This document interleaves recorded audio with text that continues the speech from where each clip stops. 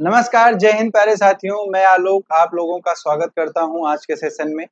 और आज का सेशन जो होना है वो एक विश्लेषण है मेरी तरफ से, और आप अपनी राय कमेंट में बता सकते हैं। इसमें आप सभी लोगों का स्वागत है।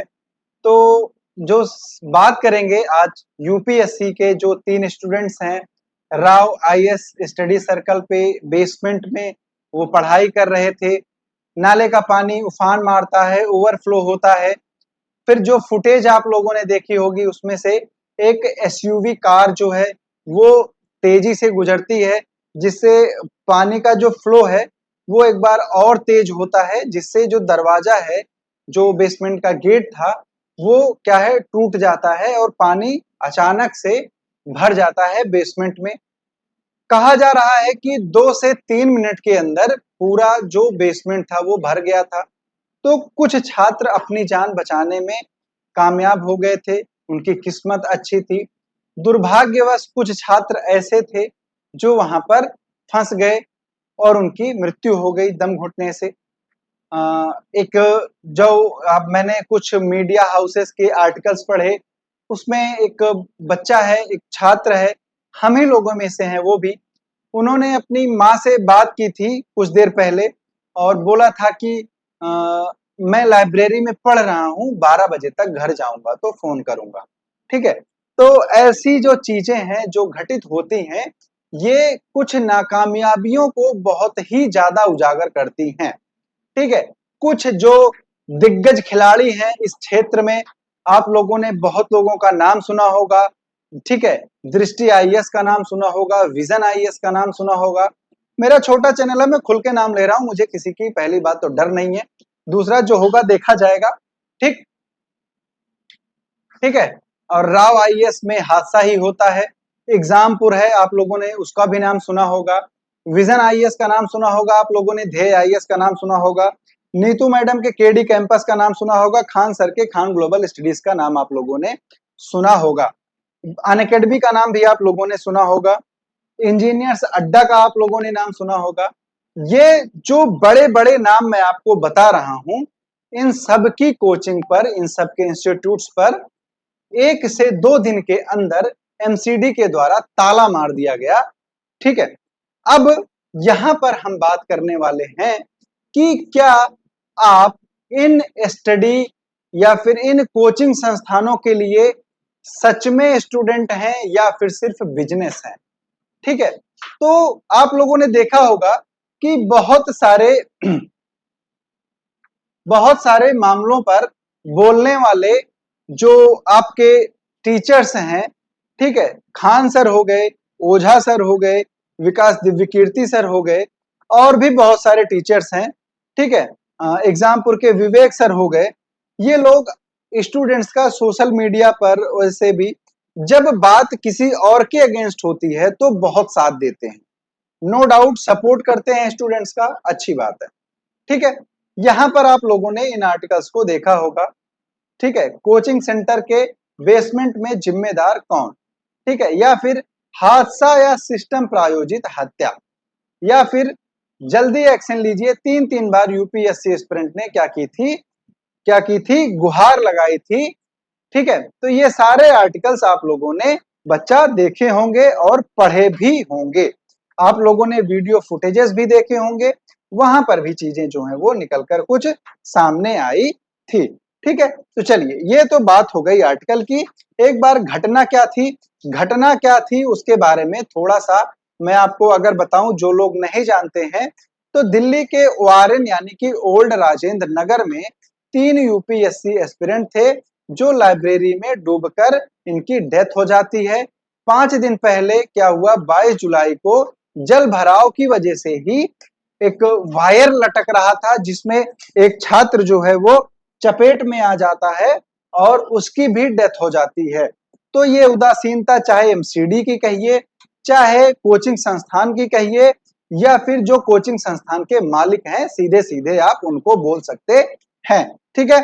बहुत लोगों के आइडियल होते हैं, ठीक है, बहुत अच्छी बात है। मेरे भी कुछ लोग आइडियल हैं, मेरे भी गुरुजन हैं, सबका सम्मान है, लेकिन जब बात सत्य की आएगी तो सत्य को बोला जाएगा। यहाँ पर स्टूडेंट्स डूबे कैसे, अगर इसकी चर्चा करें तो 27 जुलाई को बिल्डिंग में पावर कट के कारण बेसमेंट में बनी लाइब्रेरी का बायोमेट्रिक गेट जो है वो जाम हो गया। बच्चे क्या हुए, लाइब्रेरी के अंदर फंस गए। गेट बंद होने के कारण पानी शुरुआत में बेसमेंट में नहीं घुसा था, ठीक है, लेकिन पानी का प्रेशर तेज हो गया, ठीक है। उसके बाद गेट टूटा। गेट क्यों टूटा, वहां से एक एसयूवी गुजरी थी, थार टाइप की गाड़ी है, वीडियो फुटेजेस में देखने को मिल रहा है। वो गाड़ी क्या करती है, वो काफी स्पीड में जाती है, जिससे जो है वो गेट टूट जाता है। और गेट टूटने के बाद बेसमेंट में पानी जो है वो बहुत तेज भरता है, क्योंकि प्रेशर जो था पानी का तेज था। कहा जा रहा है कि पानी का प्रेशर इतना तेज था कि जो लोग सीढ़ी चढ़ के वापस ऊपर आना चाहते थे गेट टूटने के बाद, वो वापस नहीं आ पाए। मात्र 2 से 3 मिनट के अंदर 10 से 12 फीट का पानी जो है, जल भराव जो है वो बेसमेंट में हो जाता है। ये पानी कहाँ का था, नाले का था। रस्सियां फेंकी गई थी लेकिन रस्सी दिखाई नहीं दी, ठीक है। बहुत सारी कुर्सी थी, बेंच थी, ये सब चीजें भी वहां तैर रही थी, इसलिए रेस्क्यू में भी दिक्कत थी। 3 छात्रों के शव बरामद हुए हैं। 14 बच्चों को रस्सियों के सहारे निकाला गया और जब रेस्क्यू किया गया तब 7 फीट तक पानी था, यानी कि एक आदमी आराम से वहां पर डूब सकता था, ठीक है। अब बात करें अगर इसकी उदासीनता की, यहां पर आपको उदासीनता दिखेगी एमसीडी की, जो म्युनिसिपल कॉर्पोरेशन है दिल्ली का, उसकी उदासीनता मैं आपको बताऊं तो क्या है कि 1 महीने पहले 26 जून को एक स्टूडेंट है यहाँ का, किशोर सिंह कुशवाहा, इन्होंने शिकायत दर्ज की थी कि यहाँ पर बिना परमिशन के बेसमेंट में लाइब्रेरी चलाई जा रही है। उसके बाद इन्होंने 15 जुलाई और 22 जुलाई को रिमाइंडर भी भेजा था, क्योंकि एक यूपीएससी एस्पिरेंट जब पढ़ाई शुरू करता है तब से ही वो खुद को उस लायक समझता है कि वो समाज के लिए काम करना शुरू कर दिया है। और इसी में किशोर सिंह कुशवाहा ने एमसीडी को भेजा था। ये इनकी कॉपी है। नमस्कार, मैं किशोर सिंह कुशवाहा, निवासी करोल बाग, राव आईएएस द्वारा बेसमेंट में परमिशन ना होते हुए बिना एनओसी के लाइब्रेरी चलाई जा रही है। यहाँ पर कक्षाएं संचालित की जा रही हैं। ये सारी चीजें उन्होंने बोली और कार्यवाही के लिए बोला, लेकिन एमसीडी ने इग्नोर किया। उसके बाद इन्होंने 15 जुलाई को रिमाइंडर डाला, एमसीडी ने इग्नोर किया। इन्होंने 22 जुलाई को रिमाइंडर डाला, एमसीडी ने इग्नोर किया। एमसीडी बच्चा एक्शन में तब आती है जब घटना हो गई, 3 बच्चे खत्म हो गए, उनके माता पिता क्या हुए, अनाथ हो गए। क्लियर? तो ये है एमसीडी की उदासीनता। अब बात करेंगे हम इन दिग्गजों के बारे में। इन लोगों का चेहरा आप लोग बहुत अच्छे से जानते होंगे।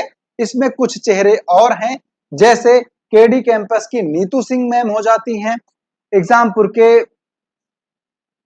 विवेक चौधरी हो जाते हैं, जो आप लोगों ने देखा होगा एग्जामपुर पे पढ़ाते हुए मिलते हैं। विवेक सर काफी आंदोलन वगैरह में सक्रिय रहते हैं, लेकिन यहाँ पर वो सक्रिय नहीं दिखे, उसका भी कारण है, ठीक है। ओझा सर हैं, आप ये मतलब पूर्ववर्ती अपने आप को एक तरह से माफिया या गुंडा टाइप में बताते हैं। इनकी जो ये मतलब एक तरह से बताते हैं कि ये काफी रौब वाले आदमी रहे हैं, किसी के आगे कभी झुके नहीं। तो यहाँ पर इन सब लोगों की बोलती बंद क्यों है, इस पर चर्चा आज हम करने वाले हैं, ठीक है। अब आपको एक मैं कुछ मीडिया हाउस की फोटो दिखाता हूं, ठीक है। ये अब की है।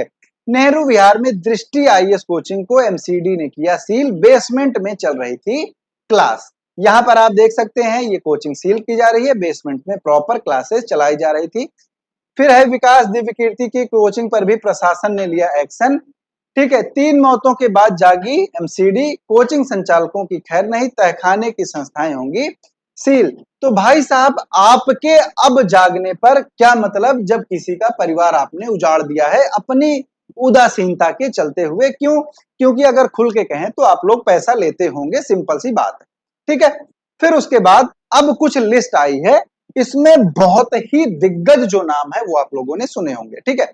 मैं फिर से खुल के कहूंगा कि हर मुद्दे पर बोलने वाले विकास दिव्यकीर्ति सर हैं, ठीक है। हर मुद्दे पर बोलने वाले खान सर हैं और हर मुद्दे पर बोलने वाले ओझा सर हैं। नीतू मैडम हैं, आंदोलन में भाग लेती रहती हैं, बच्चों का सपोर्ट करती रहती हैं। विवेक सर हैं, हर जगह बच्चों के सपोर्ट में कूदे रहते हैं। तो ऐसे में भाई साहब, बच्चों को जब आपकी जरूरत थी, दिल्ली में जब कुछ छात्र धरना दे रहे हैं, ठीक है, पेपर कैंसिल होना ठीक है, आप लोग साथ देते हैं, लेकिन क्या किसी की जान से बढ़कर है पेपर लीक? अगर किसी की जान चली गई है तब वो आप वहां पर क्यों नहीं गए? ठीक है। विकास दिव्यकीर्ति सर को सब लोग जानते हैं। ये एक पेपर पढ़ाते हैं जिसका नाम है एथिक्स। एथिक्स में पढ़ाई जाती है ह्यूमन वैल्यूज, जिसका मतलब होता है मानवीय मूल्य। तो सर, आपके मानवीय मूल्य कहाँ थे जब आपने अपने बेसमेंट में कोचिंग चल रही है, वो चीजें सामने ना आए, इसके लिए बच्चों का साथ क्यों नहीं दिया? अपने बेबाक अंदाज के लिए जाने जाते हैं ओझा सर, लेकिन आपने बच्चों का साथ क्यों नहीं दिया जब यहाँ पर जरूरत थी आपकी? आपके बेबाक अंदाज की जरूरत थी बच्चों को, आपके वहां पर वक्तव्य की जरूरत थी, आप उनको सपोर्ट करते तो आपने क्यों नहीं बोला? हर जगह खान सर होता रहता है, हर जगह बच्चों को सपोर्ट करते रहते हैं आप। नो डाउट मैंने इनके साथ काम भी किया है, तो सब चीजें अच्छी हैं इन लोगों की, ठीक है, सब कुछ अच्छा है, बच्चों के भले के लिए काम कर रहे हैं, ये भी अच्छा है। लेकिन सत्य ये है कि अब निकलकर सामने ये आता है कि बच्चे इनके लिए सिर्फ एक बिजनेस है। फीस आपकी कम हो, आपकी फीस ज्यादा हो, नो मैटर, आपके लिए बच्चे सिर्फ एक बिजनेस है बस। ये मेरा मानना है। कमेंट में आप अपनी राय दे सकते हैं, आपका क्या मानना हो सकता है? कुछ कोचिंग संस्थान हैं, केडी कैंपस, ठीक है, फिर से केडी कैंपस, नीतू सिंह, ठीक है, बड़े बड़े नाम मैं आपको यहां पर दिखाता हूं। जीएस वर्ड आपने सुना होगा, इसका भी नाम है, ये भी सील किया गया। ये लिस्ट उनकी है जिनको सील किया गया है, ठीक है, जिनको क्या कर दिया गया? सील कर दिया गया एमसीडी के द्वारा हाल ही में, ठीक है। इसके बाद यहां पर आपके पास कौन कौन सी हैं? इसके बाद श्री राम आईएएस है, प्लूटस है, दृष्टि, ठीक है, क्या है? दृष्टि, ओनरशिप डॉक्टर विकास दिव्य कीर्ति, ठीक है, ये बड़ा नाम यहां पर आपको दिखेगा। इसके बाद है स्टडी आईक्यू, ये भी आप यहां पर देखेंगे, इनका भी नाम है, ठीक है। तो आप लोग सोच रहे होंगे कि इस पर कोई भी बड़ी शैक्षिक संस्थान, कोई भी बड़ी कोचिंग सेंटर ने अभी तक कुछ क्यों नहीं बोला है? तो ये रीजन है, इसलिए नहीं बोला है क्योंकि इन्होंने खुद वही काम किए हुए हैं। जब खुद का ही वही काम है तो आप दूसरे को कैसे बोल सकते हैं? ठीक है, तो इन लोगों को पहले खुद के गिरेबान में भी झांकना है, ठीक है। और सबके क्या है? फायर सेफ्टी रिक्वायर्ड, किसी के पास भी फायर सेफ्टी सर्टिफिकेट नहीं है। तो ये निकम्मी एमसीडी कहां पर थी? जब किसी की मौत हो जाएगी तब आप वेट करते हैं कि हम जाएंगे और चीजों को ठीक करेंगे, ठीक है। यहां पर फिर से क्या है? KD campus, Neetu Singh, KD campus, Neetu Singh, next IAS, ठीक है, ये सारे हैं, आपको यहां पर दिखेगा। सारे बड़े नाम जो हैं वो आपके भविष्य के साथ खेसे खेलते हैं। KD campus, Neetu Singh, Khan global studies, Saurabh इनके मैनेजर हैं, ठीक है। तो अब यहां पर एक सवाल और आएगा, ये दिग्गज जो हैं इस कोचिंग संस्थानों के, ये बोलेंगे कि सर हम सिर्फ क्या है, हमारा नाम है, काम कौन देखता है? मैनेजर देखते हैं। तो सिंपल सा एक क्वेश्चन है, उद्घाटन पे आप गए थे? अगर हाँ तो जिम्मेदारी आपकी है। ओरिएंटेशन होता है, जब मोटी मोटी फीस लेनी होती है बच्चों से और उनको आपने ऑफर देने होते हैं, तब आप ओरिएंटेशन में गए थे क्लास लेने, तो अगर आंसर हाँ है तो आप जिम्मेदार हैं, ठीक है। और सिंपल सी बात है, आप अगर प्रॉफिट देखते हैं, प्रॉफिट आपके अकाउंट में आ रहा है तो आप जिम्मेदार हैं, ठीक है। ये चीजें यहां पर हैं, ठीक। फिर क्या है? संस्कार लाइब्रेरी, संस्कृति आईएएस, विजन आईएएस, ठीक है। उसके बाद कौन सा है? सारे बड़े नाम यहाँ पर आपको मिलेंगे।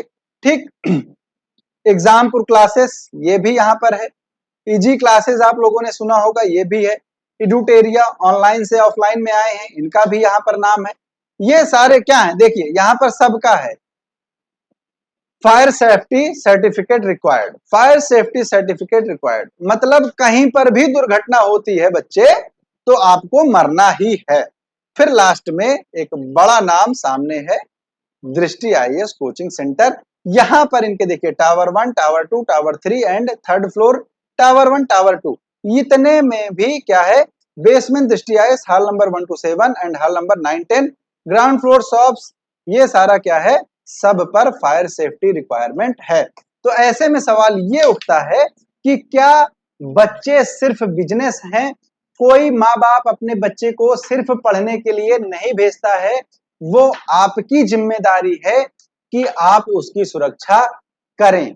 ठीक है, अगर किसी भी हादसे में किसी की भी जान जा रही है तो जान वापस नहीं आती है, हर चीज वापस आ जाता है। पेपर लीक होगा वापस हो जाएगा, पेपर आउट होगा, पेपर कैंसिल होगा, पेपर पोस्टपोन होगा, सब कुछ हो जाएगा, लेकिन जान आप वापस नहीं कर सकते हैं। तो request to all coaching centres जो भी दिग्गज हैं, प्लीज आप लोग पहले अपनी व्यवस्था जो है वो अलग चीज है, आप लोग सामने आइए, बच्चों का थोड़ा सा सपोर्ट कीजिए, जो वहां पर हालात हैं उस पर आकर कम से कम बोलिए आप, ये मेरी रिक्वेस्ट है। चलिए दोस्तों, मिलते हैं हम अगली क्लास में, तब तक के लिए आप सभी लोगों का प्यार भरा नमस्कार। जय हिंद, जय भारत।